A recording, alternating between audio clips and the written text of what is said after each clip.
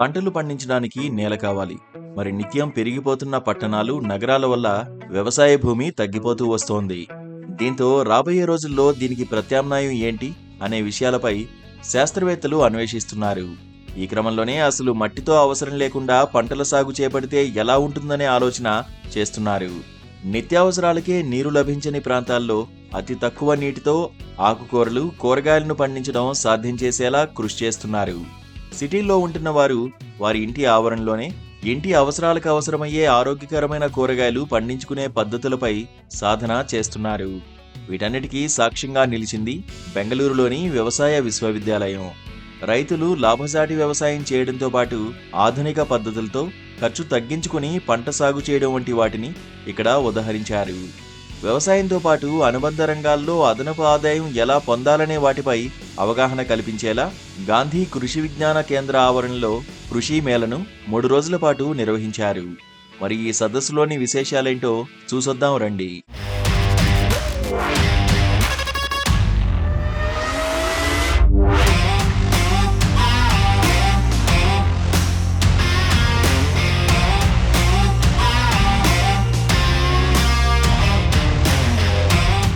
మూడు రోజుల పాటు వ్యవసాయ విశ్వవిద్యాలయంలో సాగిన ఈ కృషి మేళలో వ్యవసాయంతో పాటు వాటి అనుబంధ రంగాలను ప్రదర్శించారు.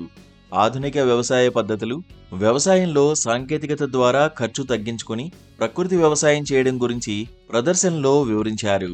చిరుధాన్యాలకు ప్రస్తుతం ఉండే డిమాండ్, చిరుధాన్యాలతో వివిధ రకాల ఉత్పత్తులను తయారు చేసి వాటిని మార్కెట్ చేసుకునే విధానాలు, ఇలా అన్ని రకాలుగా రైతులకు ఉపయుక్తంగా ఉండేలా కృషి మేళాను నిర్వహించారు. నగరాల్లో జీవించేవారు మట్టే అవసరం లేకుండా అధునాతన వ్యవస్థలతో ఆరోగ్యకరమైన కూరగాయలు, ఆకుకూరలను సాగు చేసుకునే వంటి విధానాలను పరిచయం చేశారు. వ్యవసాయ అనుబంధ రంగాలైన వాటిపై అవగాహన కల్పించారు. ఆవులు, గొర్రెలు, కోళ్లు, తేనెటీగల పెంపకంలో అవగాహన కల్పించడంతో పాటు వాటిలో ఉపయోగించేందుకు అధునాతన యంత్రాలను ప్రదర్శనకు ఉంచారు. కూలీలు దొరకని పరిస్థితులు, కూలీ ఖర్చులు పెరిగిన నేపథ్యంలో వ్యవసాయాన్ని సులభంగా చేసుకునేలా నూతనంగా తయారు చేసిన యంత్రాలను ప్రదర్శనకు ఉంచారు. ఇలా వ్యవసాయానికి, వ్యవసాయ అనుబంధ రంగాలకు సంబంధించిన యంత్రాలు, పనిముట్లతో 700 స్టాళ్లను ఏర్పాటు చేశారు. 3 రోజుల్లో 12.46 లక్షల మంది కృషి మేళను సందర్శించారు. మేళాలో 34.13 కోట్ల రూపాయల బిజినెస్ జరిగినట్లు సమాచారం. గాంధీ కృషి విజ్ఞాన కేంద్ర ఆవరణలో కృషి మేళాను చూడ్డానికి పెద్ద ఎత్తున రైతులు తరలివచ్చారు.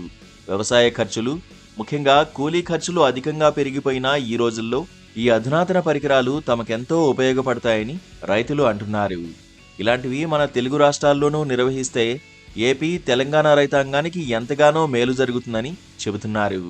మ్యాన్ పవర్ తక్కువతోటి వ్యవసాయం చేయాలంటే ఇలాంటి ఎక్విప్మెంట్స్ని యూటిలైజ్ చేస్తే మన రైతులు కూడా చాలా లాభసాటిగా వ్యవసాయం చేయడానికి అవకాశం ఉంటుంది. ఇందులో కొన్ని పరికరాలు ఎలా ఉన్నాయంటే, ఇప్పుడు ఈ మీరు ఇది చూడొచ్చు, ఈ పక్కన ఉన్నటువంటి స్టిక్, దీని నుంచి 90 అడుగుల వరకు కోకోనట్ని కట్ చేయడానికి వాళ్ళు యూజ్ చేసే టెక్నాలజీ ఇక్కడ యూజ్ చేస్తున్నారు. ఇలాంటి రకమైనటువంటి ఎగ్జిబిషన్స్ ఎక్కడైనా నిర్వహిస్తే రైతులకు చాలా ఉపయోగకరంగా ఉంటుంది. అంతేకాకుండా ఖర్చు తక్కువతో ఎలా వ్యవసాయం చేయాలనేది విధానాలు కూడా వీళ్ళు ఇక్కడ చూపిస్తున్నారు కర్ణాటక రైతులకి. చాలా ఉపయోగపడుతుందని నేను భావిస్తున్నాను. లేబర్ కాస్ట్ చాలా అవుతుంది. వ్యాపారం చేసి ఇది వ్యవసాయదారుని ఏమో మార్కెట్ ఎత్తుకోకపోతే, కూరగాయలు అది ఇది అమ్మకపోతే అక్కడ రేట్ దొరికేలేదు. ఏం చేసేది లేబర్కి అది ఇచ్చి? దీంట్లో టెక్నాలజీ యూస్ చేసుకుంటే లేబర్ కాస్ట్ తక్కువ అవుతుంది. మళ్ళీ 5 ఎకరాలు చేసే భూమిని సాగు 10 ఎకరాలు చేయొచ్చును. ఇది ఇంకా మంచిగా ఉపయోగం అవుతుంది. రైతులు అంటే ట్రెడిషనల్ మెథడ్లో చేస్తూ ఉంటారు ముందరంతా. ఇప్పుడు కొంచెం కార్పొరేట్ కల్చర్ వచ్చి ఇಳುవరి బాగా వస్తేనే వాళ్ళకి డబ్బులు ఏదైనా మిగులుతుంది, లేకపోతే మిగులదు. ఇప్పుడుండే కాస్ట్లో మళ్ళీ పెస్ట్ కంట్రోల్లో ఇప్పుడు పెస్టిసైడ్స్కి చాలా ఇన్వెస్ట్ చేస్తున్నారు రైతులు. ఈ పెస్టిసైడ్స్లో ఎలాంటి పెస్ట్లు వస్తాయనే దానికి కనుక్కునేదానికి కొన్ని ఎక్విప్మెంట్లు వచ్చినారు. సో అది ప్రిడిక్ట్ చేస్తుంది. ఇలాంటి ఎక్విప్మెంట్స్ యూజ్ చేస్తే ఓ డిసీజెస్ రాకుండా ఎలా కంట్రోల్ చేయాలనే దానికి కొన్ని ఎక్విప్మెంట్స్ ఉన్నవి. రైతుల ఇన్కమ్ డబుల్ చేసేదానికి ఏం కావాలనే దానికి కొంచెం ఇదంతా అడాప్ట్ చేసుకుంటే యూజ్ అవుతుంది అనేది. ఇలాంటి విజ్ఞాన ప్రదర్శనలు రైతులకే కాకుండా తమలాంటి వారికి కూడా ఎంతగానో ఉపయోగపడతాయని విద్యార్థులు చెబుతున్నారు. ఇక్కడ అధునాతన వ్యవసాయ పనిముట్లను చూడడం ద్వారా ఇంజనీరింగ్ వైపు ఆసక్తి పెరిగి మరిన్ని కొత్త ఆవిష్కరణలు చేయడానికి వీలుంటుందని అంటున్నారు. చాలామంది లేబర్స్ ఉన్నారు, మనం పెట్టుకోవచ్చు, ఒక్కొక్క ఫీల్డ్ గురించి మనం తెలుసుకోవచ్చు. కానీ ఇప్పుడు లేబర్స్ అంతా లేరు, ఎవరు చేయరు. ఎవరైనా ఇంట్రెస్ట్ అగ్రికల్చర్ అంటే తక్కువ మంది చూపిస్తున్నారు. అలాంటి వాళ్ళకి ఇక్కడ మొత్తం టెక్నాలజీ అంతా చాలా అడ్వాన్స్గా ఉంది. ఒక్క పర్సన్ చాలు అంతా మేనేజ్ చేసుకోవడానికి, ఒక్క రిమోట్ కంట్రోల్ చాలు అంతా వాళ్ళే చేసుకుంటారు. మళ్ళీ స్టార్టప్స్ ఏమైనా ఉంటాయి, కొత్తగా ఏమైనా స్టార్టప్స్ ఉంటే ఇక్కడ వచ్చి చూపించవచ్చు. సో దట్ అందరూ అట్రాక్ట్ అవుతారు. ఇక్కడ ఆల్మోస్ట్ 80 to 90% ఫార్మర్సే ఉన్నారు, వాళ్ళకి ఇది అట్రాక్షన్గా ఉంటుంది. రైతులకి ఎట్లా మనం పంట చేయాలా, పంట చేస్తే దాన్ని ఎలా అమ్మాలా, అమ్మి దాంట్లో డబ్బులు ఎట్లా చేయాలా అనేది దీంట్లో తెలుస్తుంది.